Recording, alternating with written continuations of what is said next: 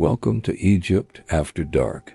The following tale is based on unverified folklore and is presented for entertainment only. Proceed with caution. She lives in her own world beneath the water and only appears in deserted fields, canals, and dark roads to call her victims after dusk. Forget the folklore, you know. Forget the Greek sirens. Deep in the Egyptian countryside, where the nights are truly black, there is a legendary creature that hunts men by sound alone. If you walk near a canal after midnight, you might hear a voice calling your name. It will be the most beautiful voice you have ever heard. But if you answer, if you take one step toward that voice, your life ends there. You are already gone. This is the true dark history of An-Naddaha, the caller of the Nile. An-Naddaha is not a ghost. She is a powerful being, perhaps a type of water jinn said to live in the deep, dark currents of the canals and irrigation ditches. Her power lies in her call. It is a sonic weapon. It strips the targeted man of all free will, replacing logic with a desperate, hypnotized need to find the source of the sound. She hunts only men, always at night. The outcomes are rarely peaceful. Either the man's body surfaces later, or he simply disappears without a trace. The terror is not the death, but the fate worse than death. Survival leads to permanent insanity. There are 4 documented fates for those who are called. Fate 1, the vanishing. The man accepts her world and lives with her beneath the water forever. This is the local explanation for truly untraceable disappearances. Fate 2, the murder.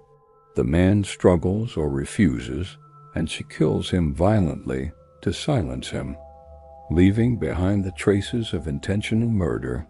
Fate 3, the lunacy. The man successfully resists her call, but is mentally scarred. He becomes one of the village's Majub, or the touched, suffering from hallucinations, isolated and permanently broken. Fate 4, the temporary return. She marries him in her lower realm. He returns briefly, maybe for a day, unable to describe the horrors he witnessed, only to die mysteriously the following day. She kills him because he abandoned her world. This deep belief system gives our stories their weight. Story 1. Our first eyewitness is Hak Abdul Khalik, now over 90 years old. He encountered her decades ago when the darkness after sunset was absolute. Walking home late from a wedding with his wife, he heard the calling by the canal. The darkness was intense, yet he saw her, a beautiful girl in her 20s, radiating an unbelievable glow around her face. He moved toward her like a zombie. His wife screamed in terror. That scream broke the spell. An-Naddaha simply stepped lightly into the water and said, "You will be mine one day." She then looked directly at his wife and warned, "I will take him from you eventually."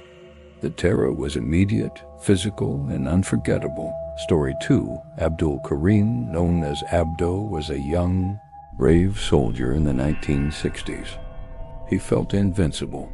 Leaving a friend's house before dawn in Warden Village, he walked toward the train station along the Nile path. He was alone. Suddenly, he saw a woman swaying ahead. She would vanish and reappear, closer each time. Then he heard it. Abdo. He tried to run, his heart hammering. He felt her right behind him. He looked back. Her hair was impossibly long, her features grotesque, and most terrifyingly, her legs ended in the hooves of cattle or a donkey. She let out a scream so loud, so terrifying, that Abdo swore his very blood froze. He ran, clothes drenched in sweat, collapsing at the station, only to be told it was to me she had chased him for what felt like forever. Story 3. The story of the two girls studying near the field, near the canal. They heard the wind when the air was still. A woman appeared at the window. Her face was not the beautiful siren, but a skeletal mask. Her eyes burned like lamps. Her claws' long, sharp talons reached out. As they screamed and collapsed, the guard dogs of the Bedouins camped nearby suddenly began to bark wildly, driving the creature away.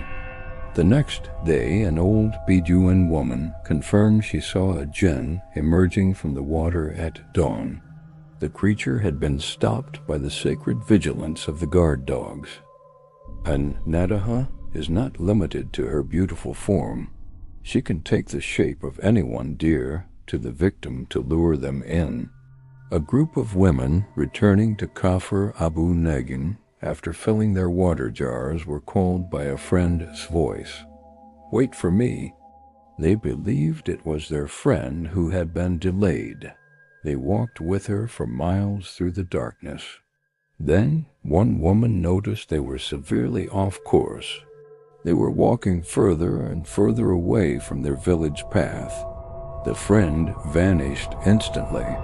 They realized she was not their companion, but the entity using the friend's image to murder them far from help. Then all of them disappear. Story 4. A group of friends was playing near a field. Their friend Mahmoud was missing. They saw Mahmoud standing by the canal, smoking, his features clear despite the dark. When one boy approached him, the voice was flat, unfamiliar. As the boy got closer, Mahmoud's face began to distort and melt into an angry, terrifying creature. The boy fainted. When he came to, the monster was gone. The next morning, they discovered the real Mahmoud had been sick in bed for 2 days. The thing by the canal was An-Naddaha, trying to lure them into the water. Combining all the accounts, we have a clear profile of the hunter. A beautiful woman, sometimes with a skeletal or monstrous face. Her eyes are often reported as red. She may wear a white dress. Crucially, she does not walk. She floats just inches above the ground. This makes her taller than her victims, and she leaves no footsteps. This is why she moves faster than a running man. She lives in her own world beneath the water and only appears in deserted fields, canals, and dark roads to call her victims after dusk. Today, the legend is less common, told mostly by grandparents. So is An-Naddaha a myth? Opinion is split. Some believe she is a dark jinn, a genuine supernatural hunter. Others argue it was a clever tactic invented by women to control their husbands, or a cover story used by real-life murderers to explain their crimes. But look at the evidence. The persistent trauma, the consistent accounts of the physical change, and the historical records of the disappearances. The fear is real. The trauma is documented. The question remains, what did these people truly see? So, my final warning to you, if you are ever alone on a dark road and hear your name called from a voice you do not know, do not, under any circumstances, turn around directly.